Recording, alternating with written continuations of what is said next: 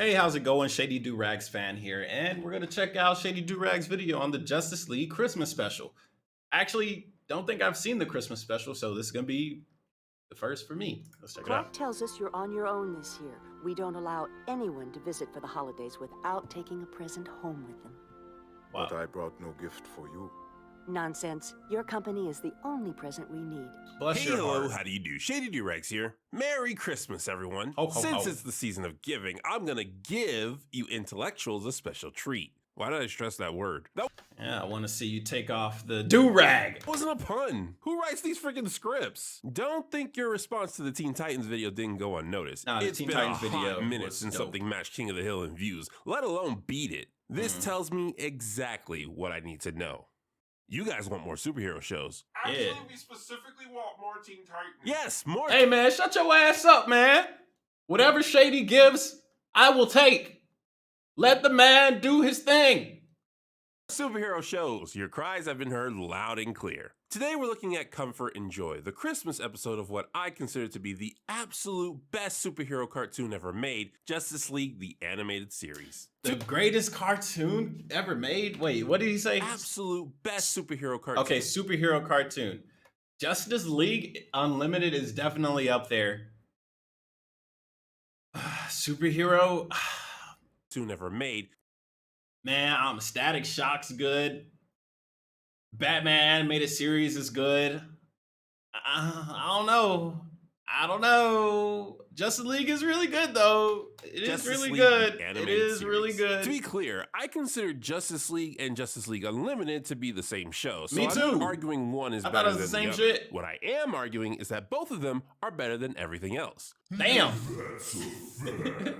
Now, technically, I have talked about this show on the channel before, but that was way back before I even had my first 100 subscribers, so I highly doubt any of you So do it even know again. those videos exist. Thus, I'm going to give the needed context as if none of you have ever heard of this show. Justice League, based that's on the fine. comic book series of the same name, is a continuation of Batman the Animated Series and Superman the Animated Series. After realizing they could do more good together than separate, a group of superheroes form a team to unite their abilities Okay, against Wonder threats Woman, too big okay. for any one of them individually. We would be a force that could truly work for the ideals of peace and justice. Barry Allen. What? Like a bunch of super friends? More like a Justice League. The team featured 7 members. Superman, an alien powered by solar radiation raised with human principles. Batman, a detective trained in martial arts with access to private technology. Wonder Woman, an Amazonian princess powered by the Greek god's magic. Green Lantern, an intergalactic police officer who can create constructs. The Flash, the fastest man alive. Martian Manhunter, a shape-shifting telepathic Martian. And Hawkgirl, a bird humanoid from another planet where war is basically a daily occurrence. Woo, talk about diversity. That was a good supercut on them, honestly. That was pretty good. We got your woman. We got your person of color. We got your illegal aliens. Well, technically he's a person of color too.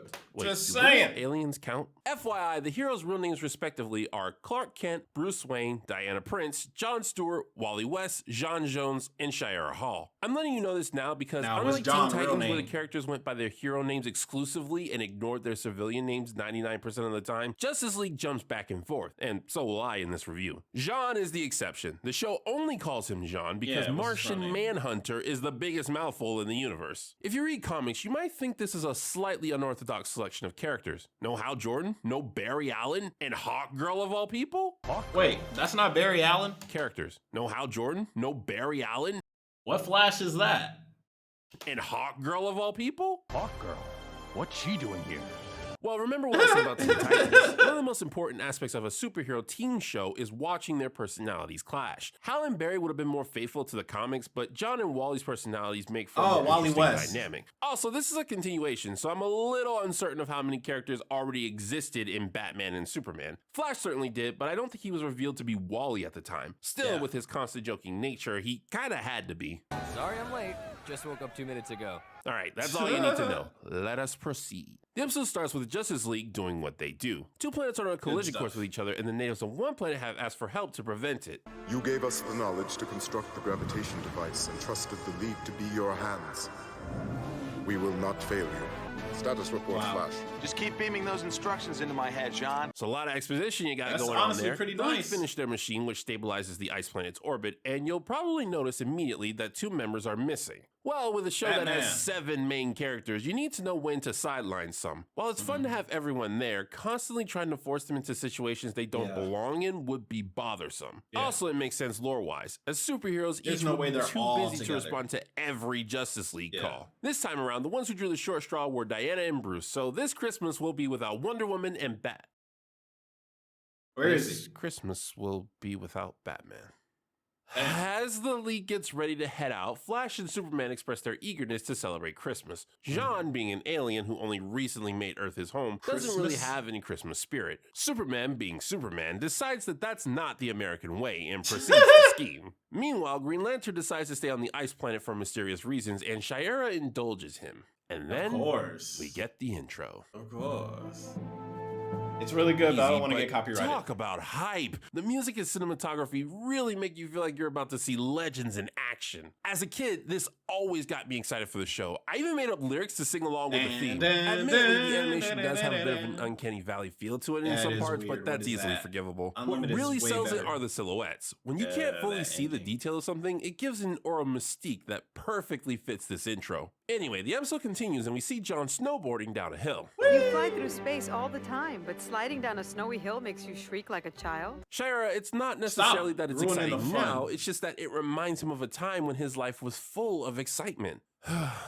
I love nostalgia. Wait. John doesn't like his life. It's not exciting for him, bro. You're an intergalactic police officer. You fly through space. It's not exciting. Well, I mean, he does it every day, right? But still, like, there has to be some type of excitement in it. Still. Each winter, my grandmother would take me sledding in the park. It was the best part of Christmas. Excuse me for a second. That's Holy dope. crap, it's Phil Lamar!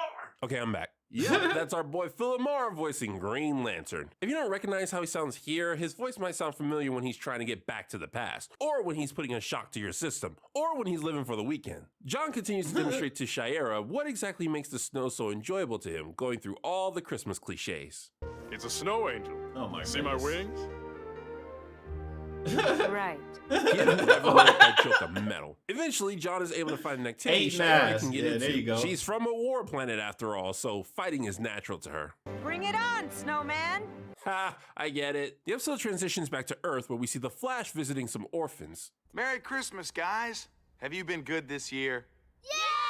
Lies. For those of you who don't know, both within the show and in the comics, the Flash is loved by Central City more than any other superhero is from their hometown. The Yep. reason for this is because rather than acting like a god who looks down on the people, Nah, like Flash is most always DC there, heroes, hanging Flash out. acts like a good neighbor who just happens to have superpowers. Yeah. He'll ask you how your day is going and will stop to help you with the most mundane of problems. The people of Central City feel like the Flash is their friend. Now, Superman does this too, but it's But he's in slightly disguise. different for reasons we'll get into later. I said this in the Teen Titans video and I'll say it here. Or you mean just Good Superman in gravy do general? I miss when superheroes were simply good people. Getting back, every year the Flash promises to get the orphans one Christmas present of their choice. This year the kids want a DJ Rubber Ducky. Hell no. Hell no. Not to be upset, but I've seen so many poop and fart-based toys, I can't even call this unrealistic. The Oh my orphan's God. caretaker warns Flash that the stores have been sold out for weeks, but Flash ensures he's got this in the bag. Just run He to then China transitions where to they the make last 'em. story. Superman invites Jean to stay at his parents' farm to celebrate Christmas. Clark, Hi, Ma. Bro, buff as hell. Christmas. It's the Kents. Clark was most insistent I join you for the holiday. Oh, we're no strangers to aliens in this house. You just make yourself at home. Before Nolan and Snyder got their grubby little hands on them, Jonathan and Martha Kent were the most wholesome characters in all of comic books. They were warm, loving, and cared about people on a small level. They are Superman's anchor to his sense of right and wrong, and Yeah. it makes sense that as simple farm folk, Keeps they him are what human. helped define him. I've never seen this side of you, Clark. That's why I like coming home for the holidays. I can just relax and be myself. This is what I meant when I said Superman had a slight difference to the Flash. Clark Kent is also one of the nicest guys on the planet, but he plays the secret identity game very close to the chest, and thus can only be nice in certain ways as Superman and nice in other ways as Clark. It's only when he's in a place where he doesn't have to worry about all of that, like his parents' farm, can he let it all out and just be himself. Alright, now that we've gotten all 3 stories introduced, I'll stop jumping around and go through them one by one. Shira and John continue their snowball war, but take it to the next level. I absolutely love the concept of superheroes using their superpowers to just mess around and have fun. Yeah. When you have an ability for a long enough time, it just becomes a part of you. Yeah. Eventually, John overwhelms Shira and is declared the victor. Feeling more festive? I still don't get this whole obsession with the holidays. Back on Thanagar, we would celebrate after a successful battle. I have found one planet where the people celebrated the same way. Oh yeah? You wouldn't like it. Damn. I have a day off and a fully charged power ring. Oh. Try me. So Hawkgirl and Green Lantern head to a strange part of space and, Man, are they on the Citadel? What is going on here? excuse me, that's clearly a Thanagarian. John, are you not seeing this? Shira is supposed to be lost from her home race, but a Thanagarian... Wait, no. No. Her wings are natural. These look like they're made out of metal or wood or something like that. No way. That's not the same. Thanagarian. John, are you not seeing It's cosplay. this? Shira is supposed to be Intergalactic lost from her cosplay. home race, but a Thanagarian just walked by like it was nothing. You No, might want to no. ask her some questions? You said this is where you go to relax? No, I said this is where I go to celebrate. Not the question I meant, John. It's fine. You'll find out the truth in literally the next episode. So John experiences Shira's place of choice and finds it to be more exotic than he was expecting.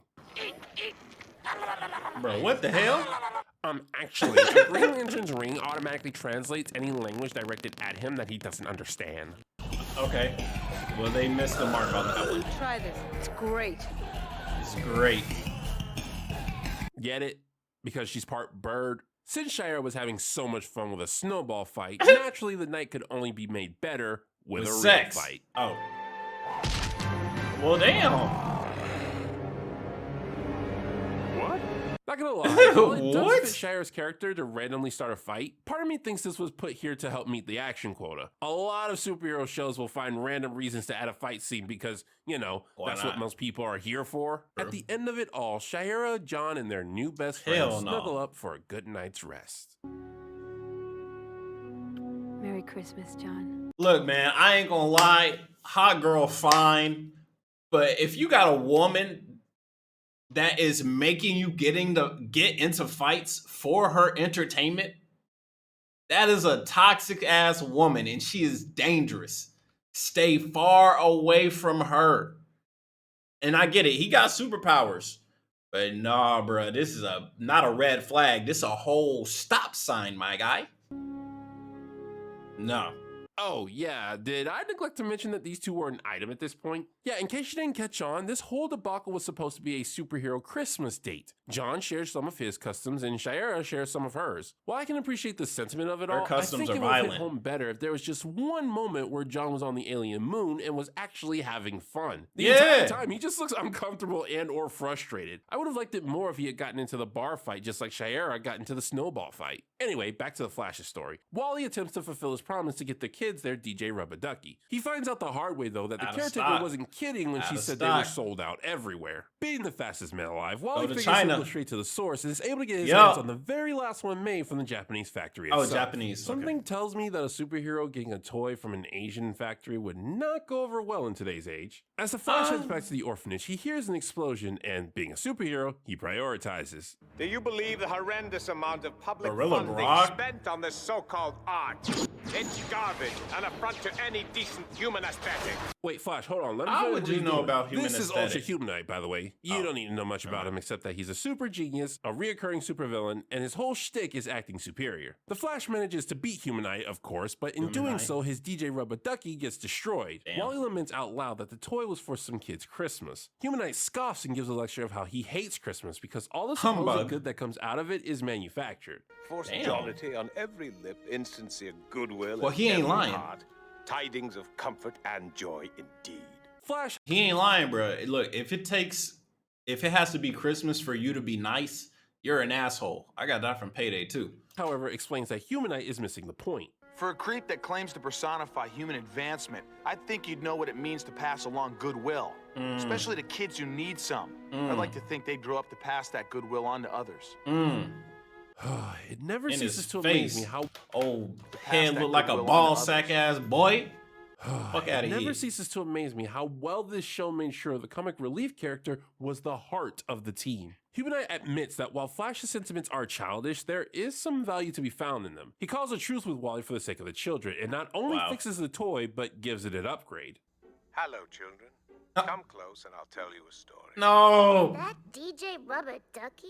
Well, an improvement, wouldn't you say? No. I kinda liked it when he made the poopy noise. A beloved toy came alive to lead her But on this a is good, wonderful too. adventure. Before heading out, the Flash decides to pay Humanite a visit and say thanks. An aluminum Christmas tree.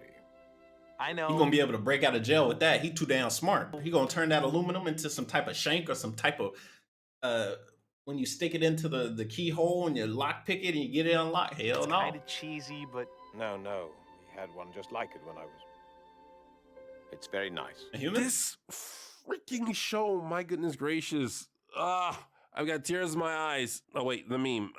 Time to throw steaks on the grill. Nah, screw the meme. Guys, I cry every time. Honestly, the Flash's story is my favorite of the trio. I just love seeing how he's able to give even Humanite some minor joy in his life. All right, let's finish this up. Back at the farm, the Kents are sharing stories of Christmas past with Jean. We used to wrap his presents in lead foil so he couldn't peek. Wait, lead is his weakness? Santa wrapped them. Oh, of course, dear.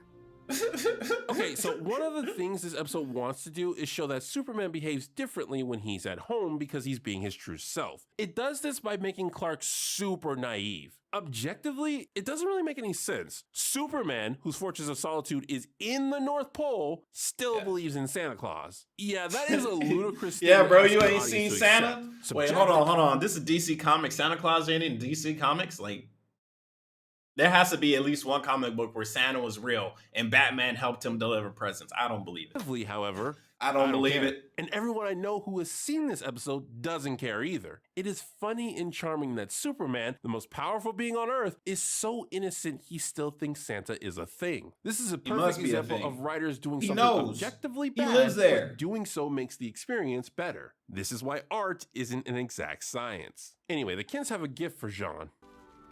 Our group at the community center always knits a few extra gifts. I That's wasn't dope. sure about the size. He can shape into...